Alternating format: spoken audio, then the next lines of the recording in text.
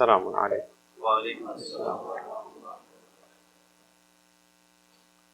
There is a request for Surah Al-Fatiha for Sayyid Jawhar Hussain ibn Sayyid Muhammad Raza, Jasima Khatun bint Sayyid Anwar Hussain, Sayyid Muhammad Imam ibn Sayyid Akbar Hussain, and Majida Khatun bint Sayyid Sakhawat Hussain, and the Arwah al-Mu'mineen wal-Mu'minat.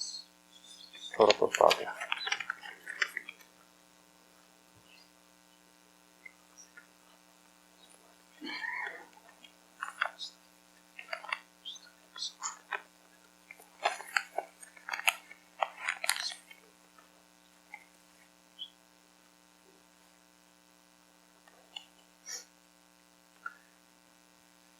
أعوذ بالله من الشيطان الرجيم. بسم الله الرحمن الرحيم.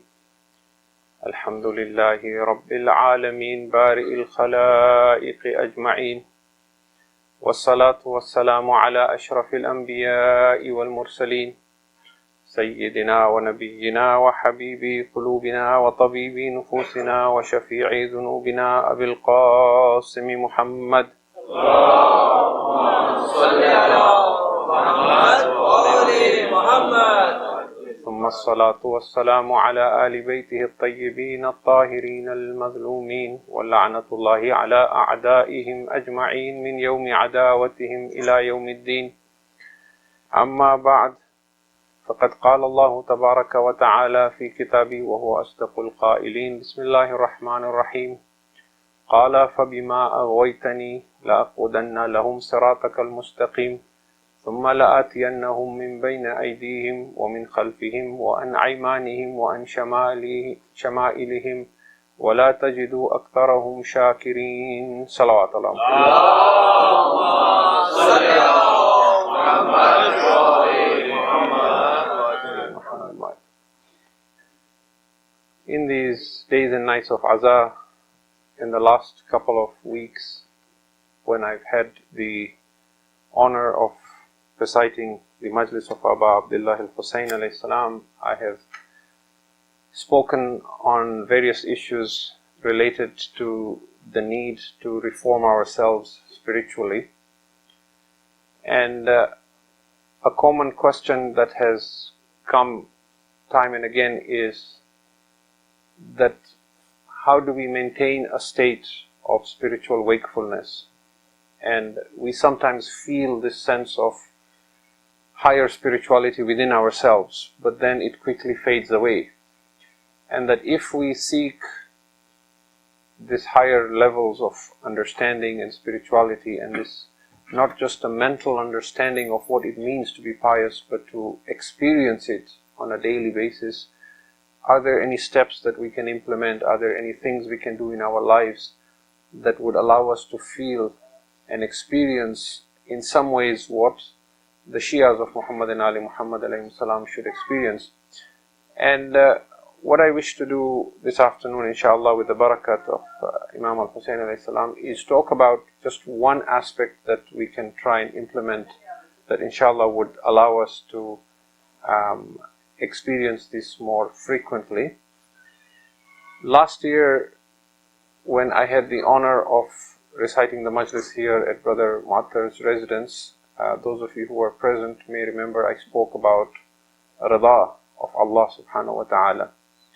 And this year I want to stress the importance of expressing gratitude or shukr to Allah subhanahu wa ta'ala. However, I do not wish to speak specifically on shukr. What I wish to do is explain some matters that work within the human mind and heart that will lead us to conclude that salvation lies in adopting this attitude of shukr. And so the conclusion that I will draw at the end is that in order for us to attain higher levels of spirituality, the one ingredient that we miss very often is having that sense of gratitude to Allah subhanahu wa ta'ala, and that constant thought of what His blessings are on us and how to express that gratitude to Him. We are grateful to Him, we do acknowledge Him as our benefactor, as our Lord, as our Creator, but we also take this for granted. So on a day-by-day basis, when we eat food, when we experience good health, when we have safety, when we have our jobs, when we have our families, when we have people to love and people who love us, when we have the pleasure of experiencing Iman and the love of Muhammad and Ali Muhammad, we assume these to be a right, that others have it and so do we.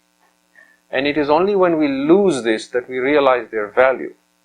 But the point I wish to argue is not so much appreciating their value until we lose them, but rather appreciating who is the one giving us those blessings.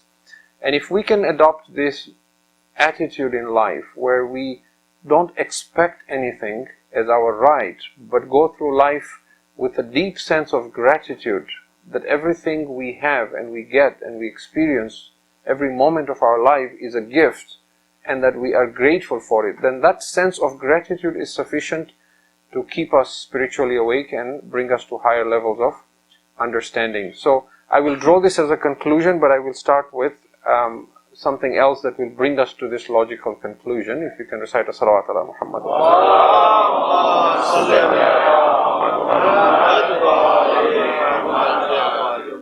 The verse of Quran that I began with is from Surah Al-A'raf, chapter 7, verses 16 and 17. And I have spoken on this subject before, but in much more detail as separate parts. And so in a sense I am summarizing it here to bring that conclusion that I spoke about earlier.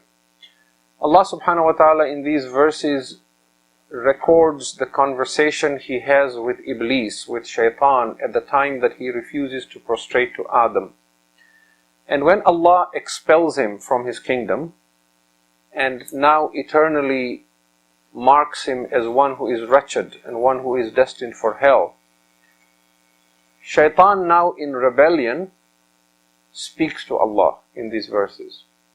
قَالَ فَبِمَا أَغْوَيْتَنِي لَأَقْعُدَنَّ لَهُمْ صِرَاطَكَ الْمُسْتَقِيمِ. Now, his main anger and hatred was for Adam, because he saw Adam as the cause of his downfall. He had a very high rank and a very high status with Allah subhanahu wa ta'ala.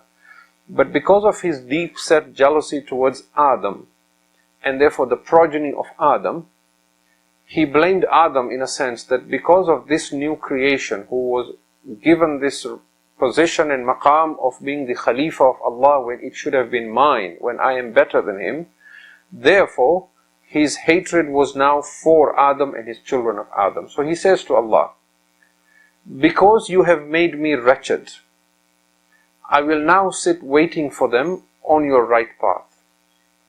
And I will come to them from in front of them and from behind them. And I will come to them from the right side and from the left side. وَلَا تَجِدُ أَكْثَرَهُمْ شَاكِرِينَ. And you will see, O Allah, that you will find very few from the progeny of Adam who will be grateful to you. There will be very few who will do shukr to you.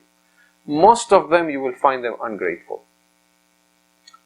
Now, when we look at this ayah and we start breaking it down from a tafsir perspective, a lot of different points begin to reveal themselves.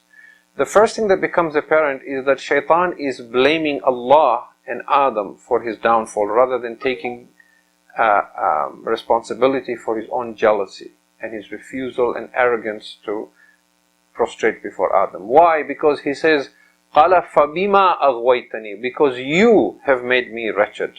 So it is you who have caused this to me. The second thing he clarifies for us is that Allah has only one straight path, Sirat al-Mustaqim. And that humans by nature, their fitrah is to be on the right path. Which is why we have this famous hadith from Rasulullah sallallahu alayhi wa sallam. He says, كُلُّ مَوْلُودٍ يُولَدُ عَلَى فِطْرَةِ الْإِسْلَامِ. Every human child who is born on the divine instinct of following Islam, of believing in one God. ثُمَّ أَبَوَيْهِ يُنَصِّرَانَهُ or يُوَحِّدَانَهُ and so on. It is his parents then who make him a Christian or a Hindu or a Jew or any other faith that deviates from that. And that is why Islam presents itself as a deen of natural divine instinct of fitrah. So shaitan acknowledges it in this verse because he says to Allah, he doesn't say that some of them will already be misguided and those who are guided, I will misguide them. He says, no, I will sit waiting for them on the right path. لَأَقْعُدَنَّ لَهُمْ صِرَاطَكَ الْمُسْتَقِيمِ. I will sit waiting for them on your right path. Why sit waiting for them? Because that is where I will find them. Because the natural instinct is to follow Sirat al-Mustaqim. And then he now declares his strategy. ثُمَّ لَآتِيَنَّهُمْ مِنْ بَيْنِ أَيْدِيهِمْ. I will attack them from the front. وَمِنْ خَلْفِهِمْ. And from behind. وَعَنْ أَيْمَانِهِمْ وَعَنْ شَمَائِلِهِمْ. And some of them I will attack from the right side and some from the left side. وَلَا تَجِدُ أَكْثَرَهُمْ شَاكِرِينَ. Now, why is he revealing his tactic? Is he not afraid that Allah will block those avenues and stop him from being able to come to the children of Adam from those avenues? No, he is revealing it because he is in a sense asking permission from Allah subhanahu wa ta'ala. He is making sure that Allah is not going to block those avenues. He is trying to gauge and assess that are these roads and avenues open for me. And indeed Allah tells him that you do what you want. Now then he comes and says, وَلَا تَجِدُ أَكْثَرَهُمْ شَاكِرِينَ. And you will find most of them ungrateful. This is very, very important because it tells us what his end goal is. That the ultimate goal of shaitan is not that you commit a sin. Because he knows when you sin, you can always do istighfar. And you can undo that. What he really wants is for you to forget Allah subhanahu wa ta'ala. He wants you to sin so much that you get to a point where you feel that now there is no point in doing istighfar and tawbah. Because I have gone so far out that even Allah will not forgive me now. Wal-iyadhu billah. To lose hope. To become so skeptical that you no longer think of Allah or thank Him. That is the point he wants to get to. And that is why he says, I will do all these and you will find most of them ungrateful. And therefore being grateful versus being ungrateful becomes the measure and the yardstick by which you determine whether shaitan has taken grasp of our souls or not.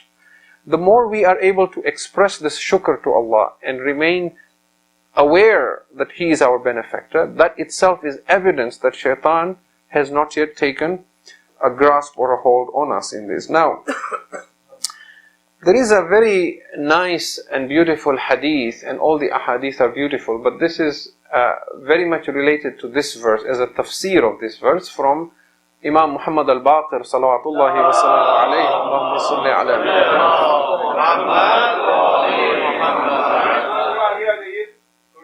Yeah, if you can please move forward wherever you have some room, so there's room at the back for others to come. Salawat ala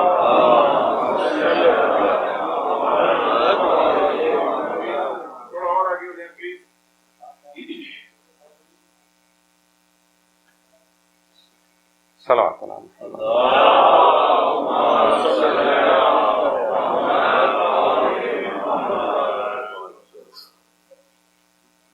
Para digar bolentar salawat.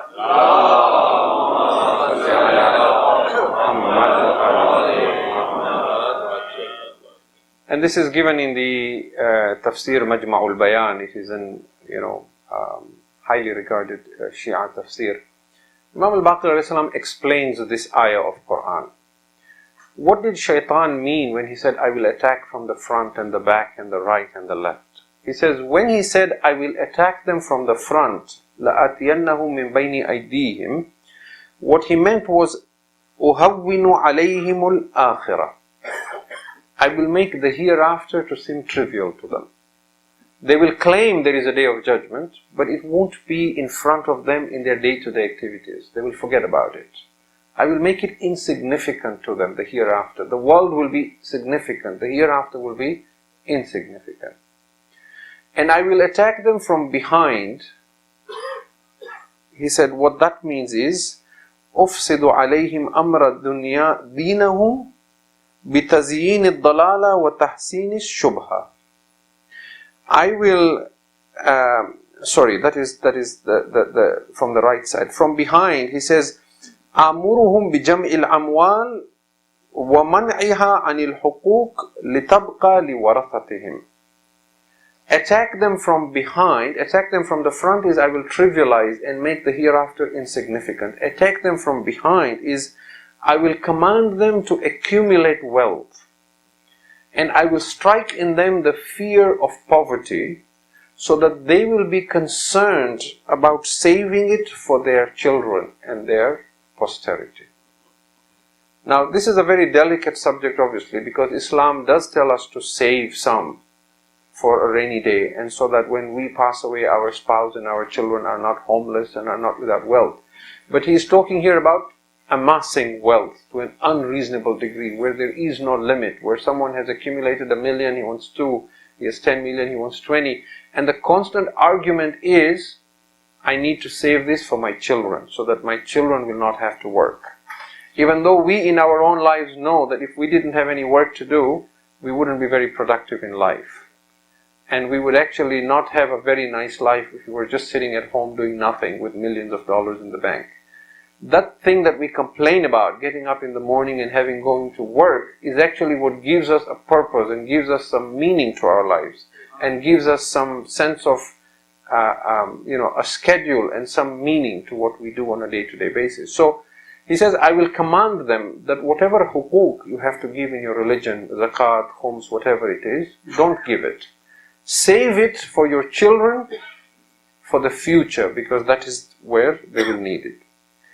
And I will attack them from the right side. Imam al-Baqir alayhi salam says, that is ufsidu alayhim amra diniyahum. I will corrupt their understanding of religion, and I will make misguidance to appear beautiful and appealing to them, and I will also make doubts to appear nice to them. وَتَحْسِينُ الشُّبْهَةِ. And this is very, very important because, and I will come back to this, but then he says, and attack them from the left is, I will make their lusts and their desires to seem beautiful to them, and it will overwhelm and overcome their judgment and mindset, so that even though with their minds they will know this is wrong, but with their emotions and their hearts it will overwhelm them. They will not be able to control their desires in committing sins. Now, we know from general understanding of Islam that the right is associated with goodness. The Quran speaks of Ashabul Yameen as people of paradise, and Ashabul Shimal as people of hellfire, people of the left side. Or the Quran speaks, for example, of how the righteous will be given their books of deeds, their a'mal, in their right hands. The wretched and those destined for hell will be given their books in their left hand, or from behind, min wara'i dhuhurihim, from behind their backs. So wherever the Quran or Hadith uses right and left, it uses it a lot of time with the idea of good versus evil. So here what the Imam is explaining is that there are two kinds of Muslims. There are those who are religious and those who are irreligious.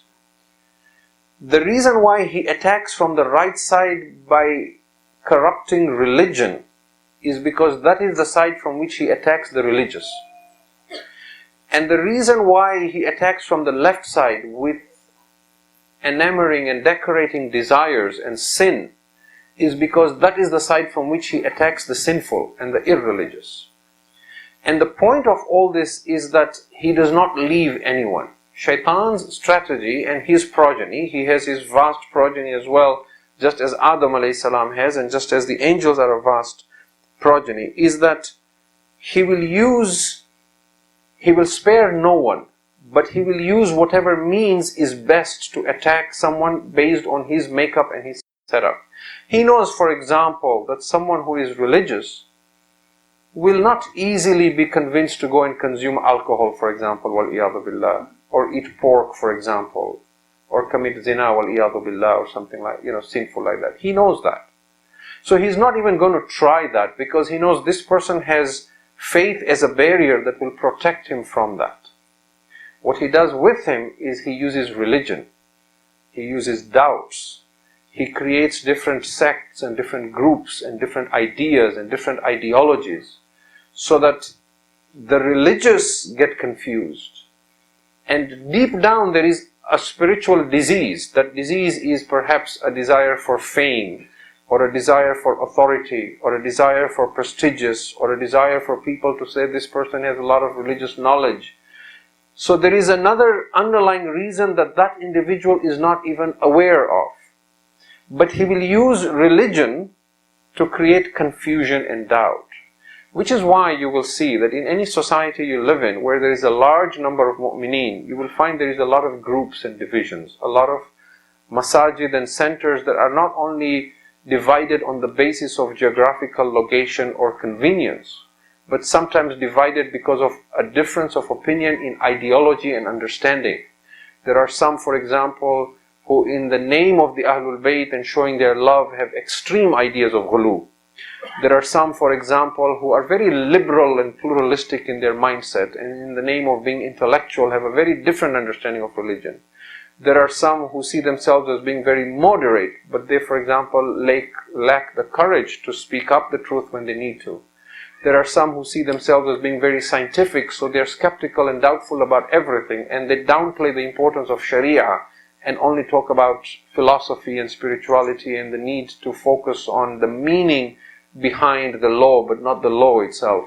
So you find all these ideas appealing to people's minds. Some of these are a natural result of ignorance.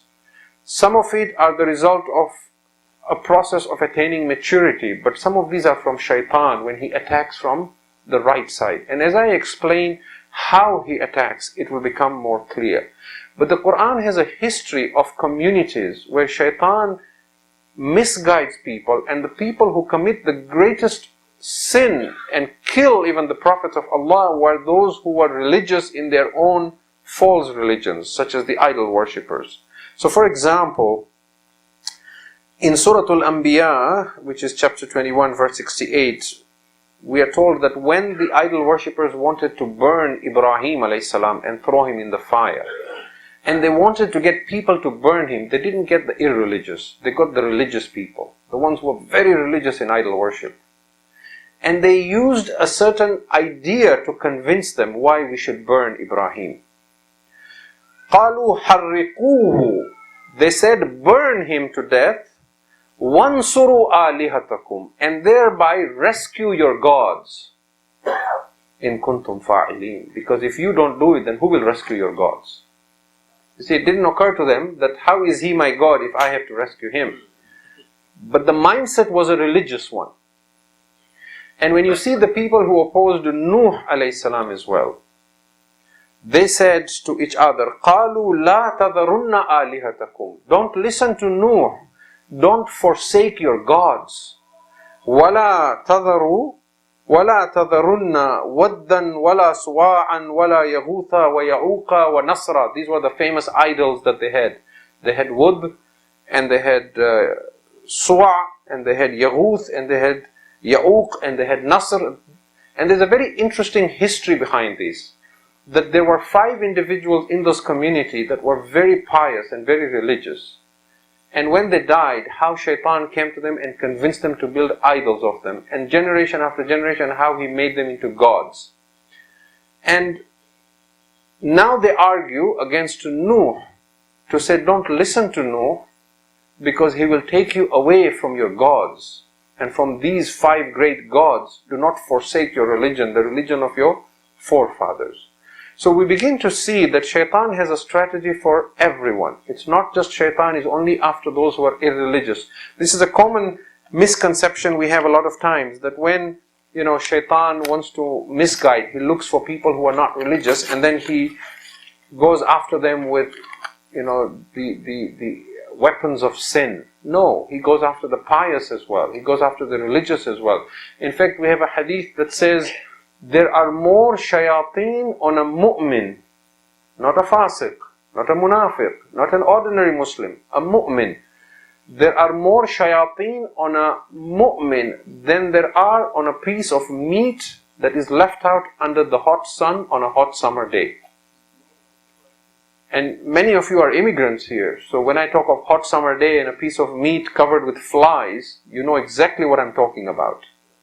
Right? You have seen this in Iraq, you have seen this in India, Pakistan, you have seen this in Africa.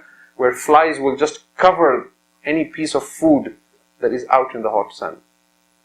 الشياطين على المؤمن أكثر من الزنابير على اللحم. There are more devils sitting on a mu'min than there are flies on a piece of meat. And they are constantly doing tawaf of the heart of a mu'min, looking for a way to get in. Now we shall come to that very quickly. I don't want to make this a very lengthy majlis, but let us reflect for a moment here that how did shaitan mislead Adam? When Adam was not yet a prophet, when he was in Jannah, and shaitan convinced him to eat from the tree. And Allah had already told Adam, do not eat, that enjoy everything you want in this garden, you and your wife Hawa, alayhi salam. وَلَا تَقْرَبَ هَذِهِ الشَّجَرَةِ. Just don't come close to this tree. Don't even go near this tree.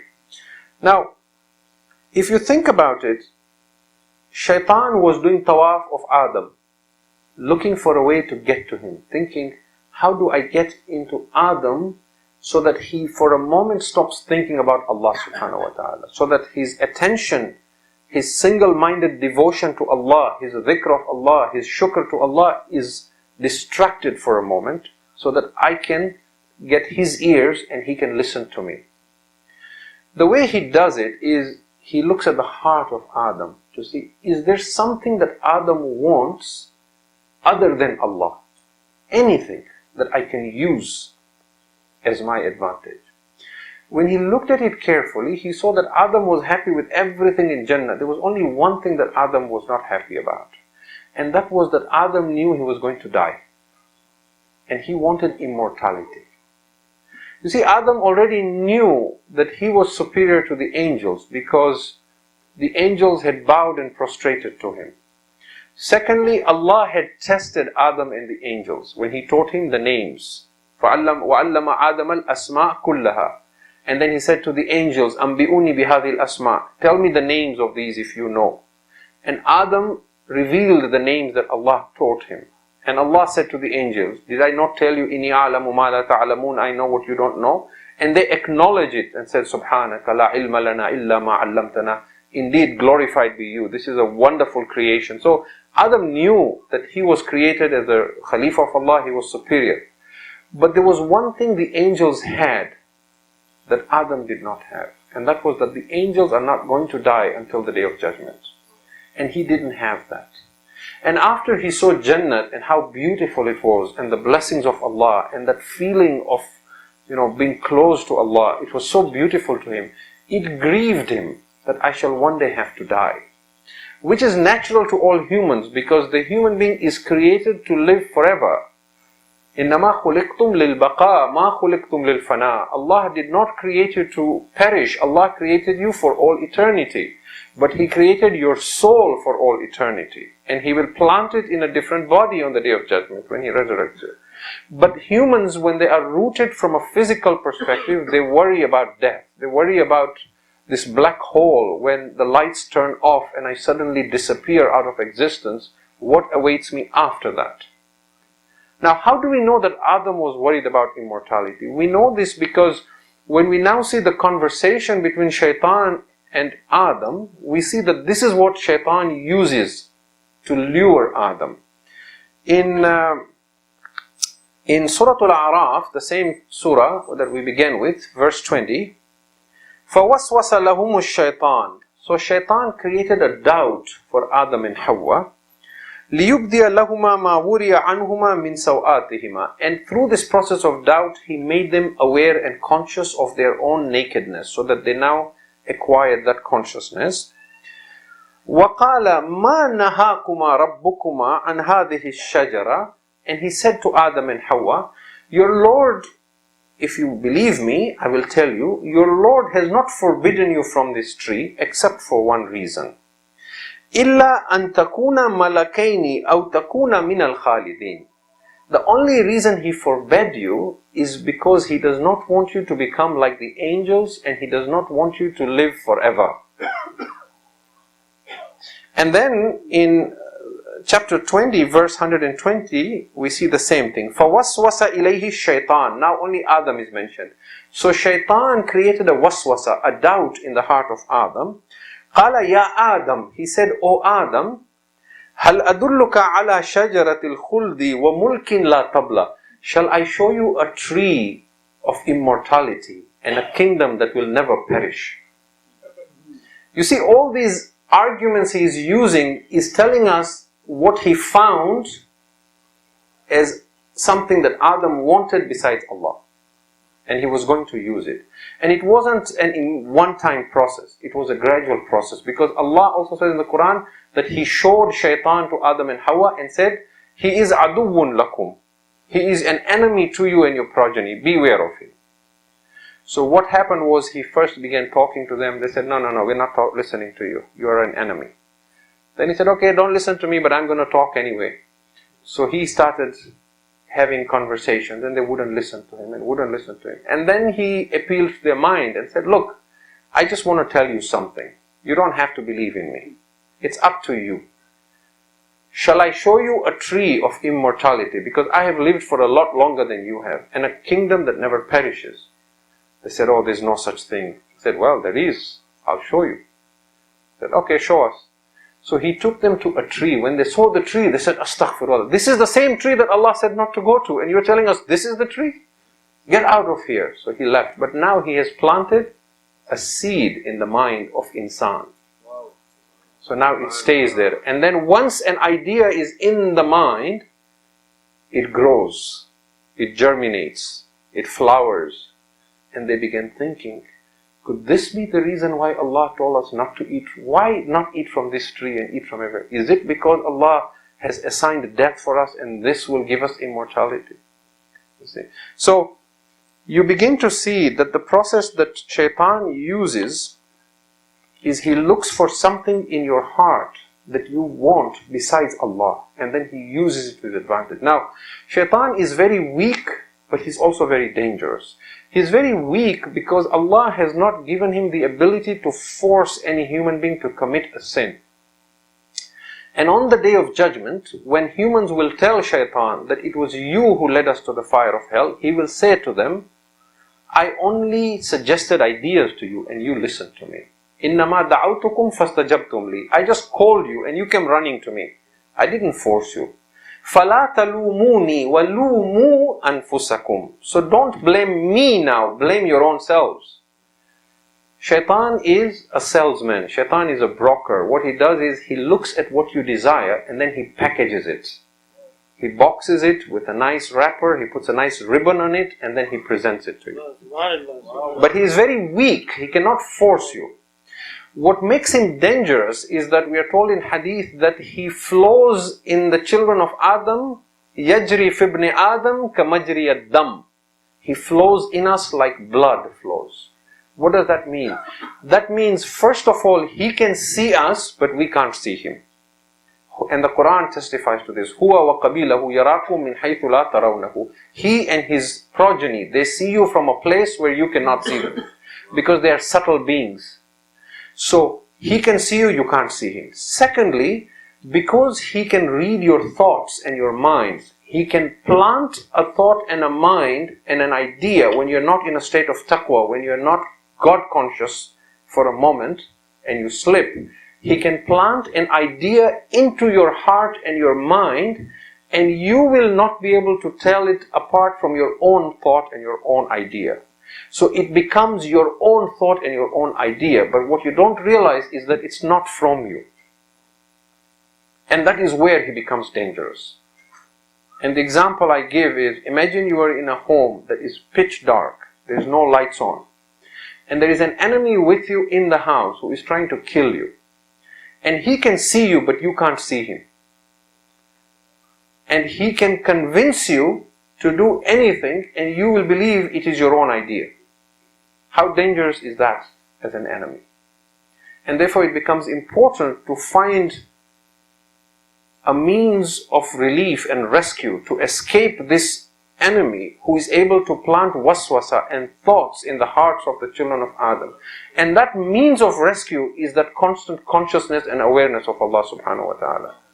When you are connected to Allah subhanahu wa ta'ala, and the reason Allah tells you to submit to Him is not because He wants your prayers and your fasting. It's not because unless you do things for Him, then He can give you Jannat.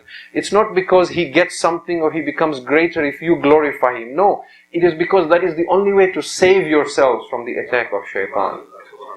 It is that consciousness that will keep shaitan doing tawaf of your heart, but he will not find a means to penetrate and come into our minds. And that is why you see that when shaitan cannot come directly to you, then he will use those who are near you to come to you. So for example, in chapter 64 verse 14, he says, Ya ayyuhalladhina amanu, inna min azwajikum wa awladikum aduwwun lakum fahdharhum. O you who have faith, from your spouses and your children there are enemies of you, so beware of them, for some of you. Here it doesn't mean enemy as in enemy like the wife of Lut and the wife of Nuh and spouses and children who are sinful and against religion. No.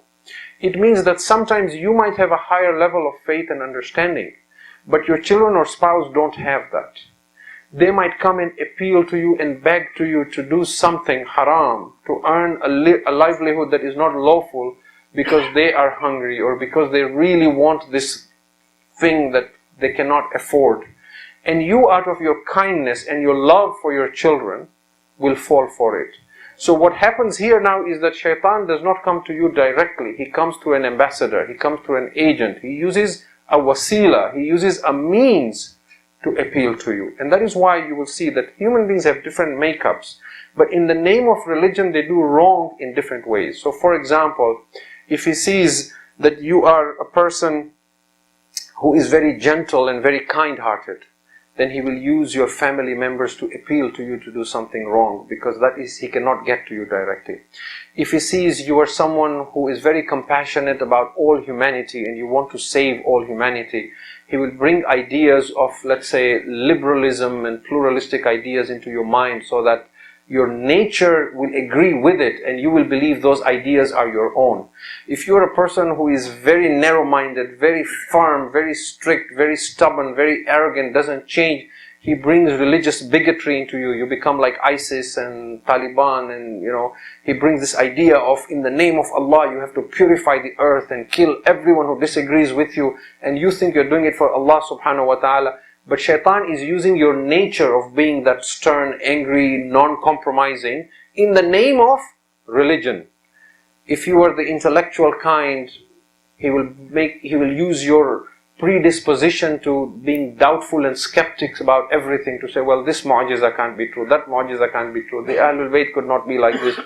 He uses our nature and our mindset and our upbringing and our genetics and how we are predisposed in our nature. If we are the emotional kind, what we call, jazbati, where we get emotional about everything, then he will use that love of Ahlul Bayt to create ideas of ghulu, of, Amir al-Mu'mineen created the world and he did this and he did that and he is the Razik and he is the Khaliq, and you begin to follow the same path that the Christians followed with Jesus.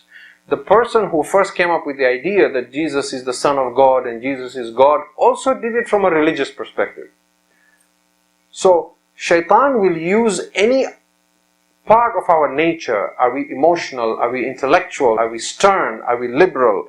And whatever we do, he will use that. The only people he cannot get to are the mukhlasin, those who are absolutely, sincerely, single-minded, devoted to Allah. Which is why, in another place in the Quran, he says to Allah, لَأُغْوِيَنَّهُمْ أَجْمَعِينَ لَأُغْوِيَنَّ عِبَادَكَ مِنْ أَجْمَعِينَ إِلَّا عِبَادَكَ مِنْهُمُ الْمُخْلَصِينَ. I will misguide every single one of the children of Adam except those who are absolutely sincere and mukhlasin to you. And we have in tafsir that these mukhlasin who are absolutely pure from any attack from shaitan and sin are none other than Muhammad and Ali Muhammad alayhimus salatu wassalam.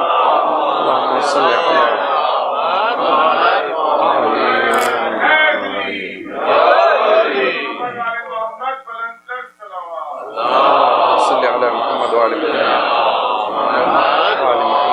So here when shaitan is saying, I will misguide all of them, illa ibadaka minhumul mukhlasin, he is not saying that I'm going to be nice and I'm going to leave those who are sincere. He is an open enemy. What he is saying is, he is admitting defeat. He is saying to Allah, these I accept, I will not be able to get to. Why? Because they are so single-mindedly devoted to you. No matter how hard I try to plant ideas, I will not be able to get to them, because their taslim and ikhlas is at such a level that anything I plant does not germinate, because they don't have any will of their own. They don't have any desires of their own. They don't have any wants of their own that opposes yours. وَمَا تَشَاءُونَ إِلَّا أَن يَشَاءَ اللَّهُ. You do not want anything, O Muhammad, except what Allah wants. مَا يَنْتِقُ عَنِ الْهَوَى. He does not speak out of his own desire. So, those who I will not be able to reach are those who are absolutely sincere. So now, we want to draw to a conclusion and say that if we understand now the strategy of Iblis, that what he wants from us is something that we desire other than Allah. Now, the fact of the matter is, because we are not infallible, and because we don't see shaitan, and because we also have a physical dimension that strives for survival in this world, we will always have desires that are not only Allah subhanahu wa ta'ala. That level of irfan and taslim and ikhlas, very few can get. We all have needs. We all have a desire for a spouse and intimacy. We all are hungry. We desire food. Sometimes we desire good food. And these are all halal, right? Some desire a coffee, some desire a cigarette, some desire this, some desire a vacation. There are so many things we desire that are halal. But what we need to be aware and conscious of is that when you desire anything other than Allah, it is for yourself, not for Allah. So it is a selfish desire, even if it is halal. And the moment it is selfish, that means for myself, now I have opened a door to shaitan. Because just as he was listening to Adam's heart and saying, what is it that Adam wants other than Allah? And he found immortality. He listens to our heart and says, what is it that you really want? Is it a career you want? Is it a place you want to go and live? What was it that misled, for example, Umar ibn Sa'd? He wanted the kingdom of Ray, isn't it? He wanted the governorship of Ray. So what is it you want? Do you want position? Do you want authority? Do you want wealth? Do you want a bigger car? Do you want a bigger home? Do you want children? What is it you want is what shaitan is asking. And once he knows what you want, then all he has to do is plant an idea that is wrong, but you believe it is yours. So that you will now forget the hereafter and momentarily focus on that. And his hope is that if he repeats this onslaught again and again and attacks repeatedly, then we will come to a point of iyas, a point of despair, where we will not want to repent, to turn back to Allah, and we will give up and forget Allah and forget the idea of shukr. So, when we talk about how do we fortify ourselves from Iblis, the first and foremost method, which is difficult for most people, is that absolute surrender to Allah. We're told in the Quran that everyone will have fear on the Day of Judgment because they won't know where they're going. Everyone. Except إِلَّا مَنْ أَتَى اللَّهَ بِقَلْبٍ سَلِيمٍ. Except the one who comes to Allah with a heart that has surrendered completely. Now when you look at tafsir, what is qalbus salim? What does it mean that everyone will have fear on the Day of Judgment except the one who comes with a qalbus salim? The tafsir of that is that except somebody who comes with nothing else in his heart except Allah. And of course, by extension then, we speak of the love of Muhammad and Ali Muhammad, that is also wanting Allah subhanahu wa ta'ala, because they are his agents and his ambassadors. So unless somebody comes with this absolute purity, they will have some level of fear. That is difficult for us to attain right away. But we see this in, as we said, shaitan says, I will not be able to get to Ibad al-Mukhlasin. We see, for example, in an ayah where Allah talks of Ibrahim and Yaqub and Ishaq, and He says, Inna akhlasnahum bikhalisatin dhikr ad-dar. This is in chapter 38, 46, verse 46. He says, Ibrahim, Ishaq, Yaqub, I made them so mukhlis. Inna akhlasnahum bikhalisatin dhikr ad-dar. So that they were only thinking of the hereafter. Every decision they made in life, every desire they had, every step they took in life, it was focused on the hereafter, which is very difficult for many of us to do. The other way to do it is the dhikr of Allah, of course. That constant remembrance of Allah is a way to protect us from shaitan. And Allah says, وَمَنْ يَعْشُ عَنْ ذِكْرِ الرَّحْمَنِ نُقَيِّدْ لَهُ الشَّيْطَانِ فَهُوَ لَهُ قَرِينٌ. Whoever turns away from the remembrance of Allah, constant remembrance of Allah, we appoint for him a shaitan so that he becomes his neighbor, his partner. And that is why there is so much emphasis on the dhikr of Allah.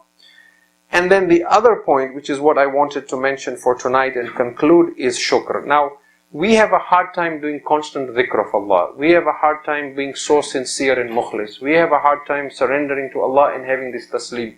But this is something that inshallah we can try and take from the blessings of Imam al-Hussein in these majalis, something that we can take back with us today, first for myself and for all of us, is to develop this habit of doing shukr to Allah, which we have lost.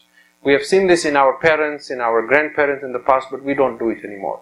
We sit to eat, we never think of saying Bismillah ar-Rahman ar-Rahim. Maybe if we have children, we tell them to read Bismillah ar-Rahman ar-Rahim because we're trying to teach them. But if they are not around, we don't do it ourselves. We finish eating, we don't say Alhamdulillahi Rabbil Alameen. Right? And Alhamdulillah itself appears small, but it's a big thing because it now is an acknowledgement that this is not something that is my right. This is something that's my Lord has given me, and I am acknowledging. And I'm doing so to again keep that connection with Him. So, you constantly hear of people who fall sick, but we don't thank Allah subhanahu wa ta'ala for the health we have. We constantly hear of people who have lost jobs or who are stressed about their livelihood. We have that sense of security, but we don't thank Allah subhanahu wa ta'ala. We hear of people who have medical issues where they cannot even sleep at night. We go to sleep every night, but we don't thank Allah subhanahu wa ta'ala. Sleep is a ni'mah as well. Right? The air we breathe, the food, the children, the love, every moment of our life, we need to have this attitude of shukr. And look at this thing that, shaitan, when he said, I will misguide all of them, what did he say? He said, وَلَا تَجِدُ أَكْثَرَهُمْ شَاكِرِينَ. He said, my goal is you will find none of them to be doing shukr to you. None of them will be grateful to you. Allah combines His remembrance with shukr in Surah Al-Baqarah chapter 2 verse 152. He says, فَاذْكُرُونِي أَذْكُرُكُمْ. Remember me, I will remember you. In other words, I am constantly thinking of you. The moment you think about me, you will find me present. That if you remember me, you will find me with you. وَاشْكُرُوا لِي وَلَا تَكْفُرُونَ. And be grateful to me and do not be ungrateful. He is giving us that rope. We are in the ocean sinking. He is throwing us that lifeline to say, be grateful to me constantly and do not be ungrateful. And this will be your lifeline from shaitan. And he asks in Surah An-Nisa verse 147, مَا يَفْعَلُ اللَّهُ بِعَذَابِكُمْ. What will Allah get out of punishing you in this world or in the grave or in the hereafter? مَا يَفْعَلُ اللَّهُ بِعَذَابِكُمْ إِن شَكَرْتُمْ. If you do shukr. وَآمَنْتُمْ. And you have faith. وَكَانَ اللَّهُ شَاكِرًا عَلِيمًا. And Allah Himself is grateful and all-knowing.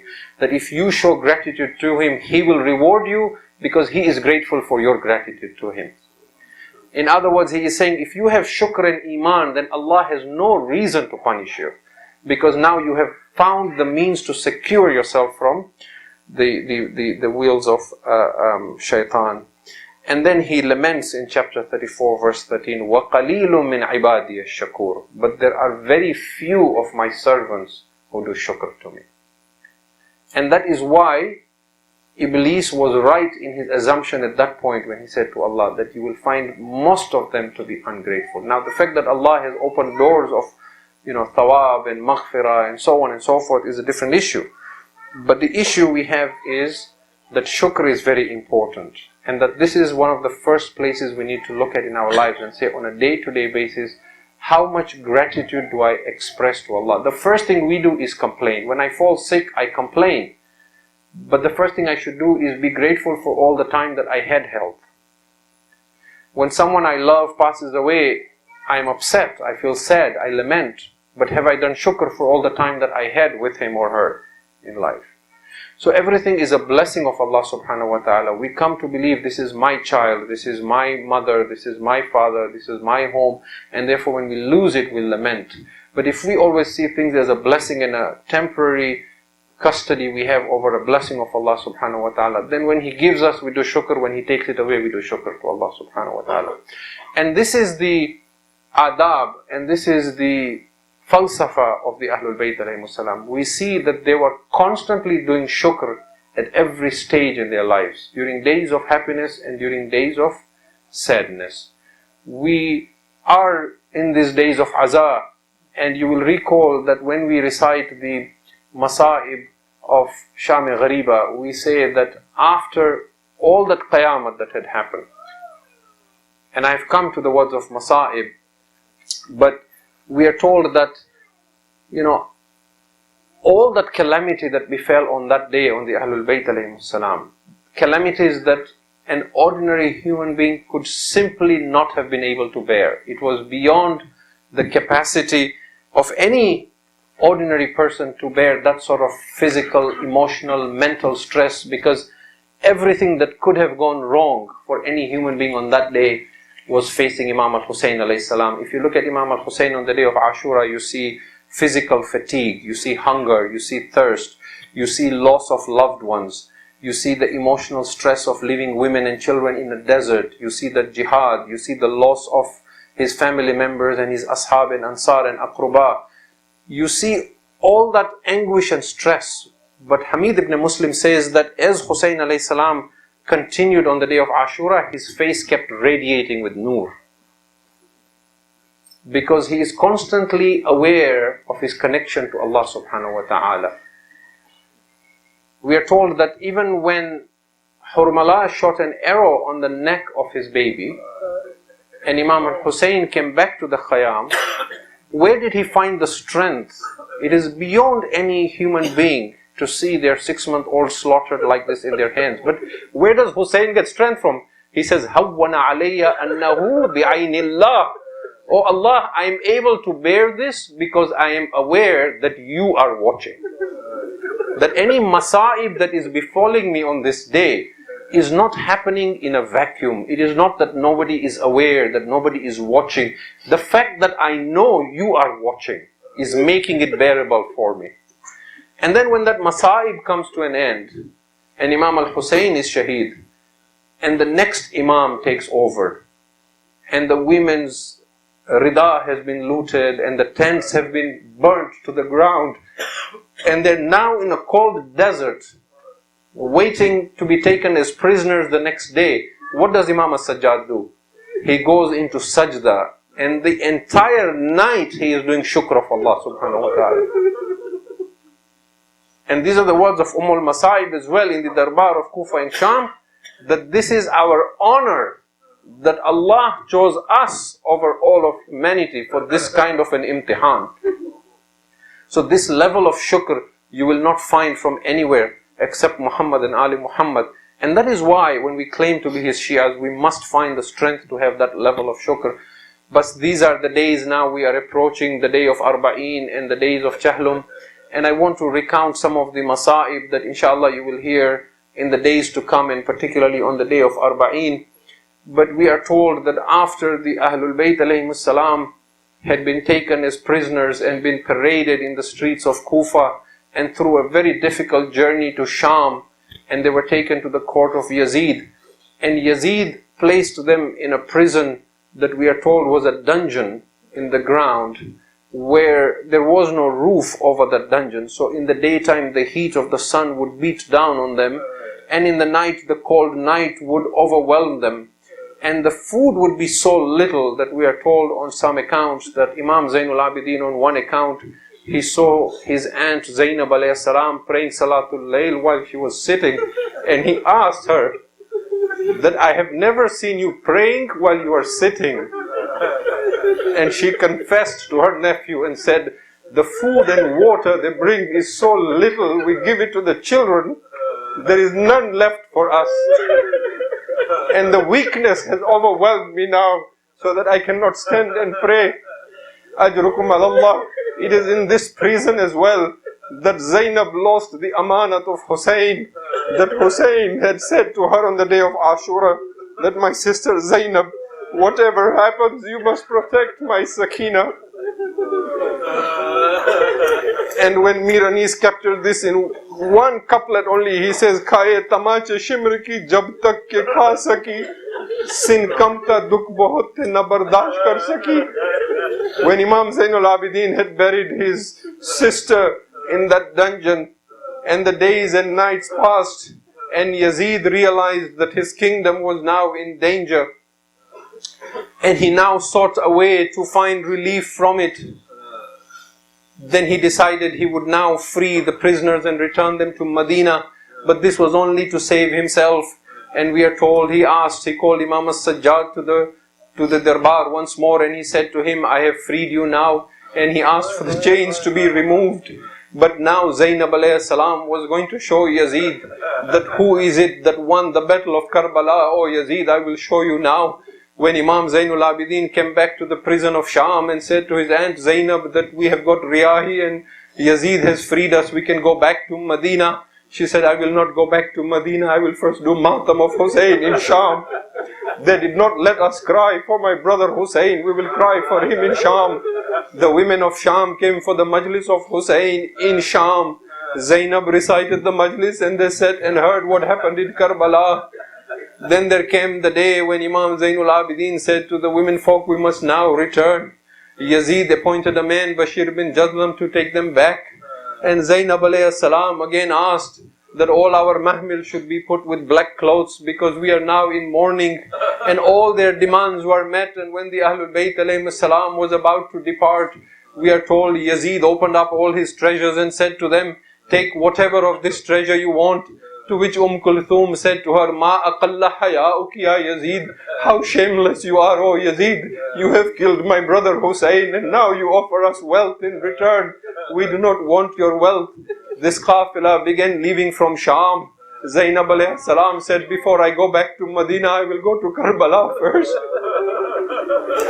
As this qafilah began to leave Sham, Zainab alayhi salam again said to her nephew Imam as-Sajjad, Oh Sajjad, I want to go to the Zindan one more time. She came to the Zindan of Sham, and in that dungeon she sat beside a grave in the darkness, and she began speaking to the child buried there and said, Sakina, you kept asking when will I go back to Medina? Rise my child, we are going back home now. It is time to go back to Medina, my child. I am going to Karbala. Your Baba will ask me, Zainab, where is my amanat? Ajrukum alallah. But this qafilah left Sham and began going towards Karbala. From Medina, the first Zair of Hussein, Jabir bin Abdullah al-Ansari, came to Karbala. He came with a servant of his called Atiyah. Atiyah is the Rawi now. Atiyah says that when I brought Jabir, he was almost blind. Jabir said, I will go to Furat first and do ghusl. He says, I took Jabir to Furat. Jabir did ghusl at the river of Furat. Then he put on fresh clothes. Then he removed his turban and he removed his sandals. Then with bare feet, he began walking. He said to Atiyah, hold my hand and take me to the qabr of Hussein. Atiyah says, I held the hand of Jabir. Jabir walked towards the grave of Hussein, doing takbir and tahleel and saying, Allahu Akbar, Allahu Akbar. He says, when we got to the qabr of Hussein, and I put the hand of Jabir on the qabr of Hussein, he says, Jabir fainted. I would ask him, oh Jabir, if you fainted when your hand was on the qabr of Hussein, what will Zainab do when she comes to Karbala? Ajrukum alallah. Atiyah says, I sprinkled water on the face of Jabir. When Jabir regained consciousness, he began doing tawaf of the qabr of Hussein and reading, Assalamu alayka ya Aba Abdullah, wa alal arwah allati hallat bifina'ik, wa anakhat birahlik. Then Jabir sat near the grave of Hussein and he began calling out, Ya Hussein, Ya Hussein, Ya Hussein, Ya Hussein. When there was no jawab from the qabr of Hussein, he began asking, Ya Hussein, ahabibun la yujibu habibahu. Oh Hussein, does a friend not reply his beloved friend when he calls him? Then he said, but oh Hussein, how will you reply me when they have severed your head from your body? But Jabir was crying for his Imam when suddenly he saw a cloud of dust in the horizon. Atiyah said, these might be the people of Ubaidullah, we must go and hide.